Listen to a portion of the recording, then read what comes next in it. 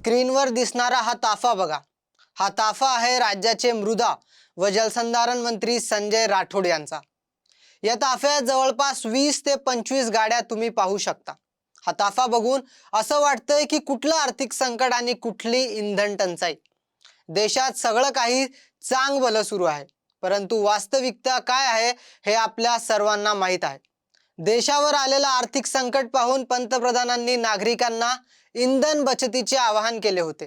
शक्य असल्यास सार्वजनिक वाहनांचा वापर करा असा सल्लाही पंतप्रधानांनी दिला होता. मात्र मंत्री संजय राठोड यांच्या या व्हिडिओवरून असं दिसतंय की त्यांना पंतप्रधानांच्या या आवाहनाची आठवणच राहिलेली नाही. एकीकडे राज्यातील शेतकऱ्यांना पेट्रोल डिझेल मिळत नाहीये, तर दुसरीकडे मंत्र्यांचे ताफ्यावर ताफे निघत आहेत. काही दिवसांपूर्वीचीच घटना आहे. हिंगोलीत रुग्णवाहिकेला डिझेल मिळालं नाही म्हणून गरोदर महिलेला 3 तास वाट पाहावी लागली आणि दुर्दैवाने त्या महिलेचा मुलगा पोटातच दगावला. शेतकरी भर उन्हात डिझेलसाठी 2 किलोमीटरच्या रांगेत उभे आहेत, तर दुसरीकडे मंत्र्यांचे 20 ते 25 गाड्यांचे ताफे रस्त्यावर सर्रास सुरू आहेत. मंत्र्यांच्या गाड्या नेमक्या पाण्यावर चालतात का असा प्रश्न आता निर्माण होतोय.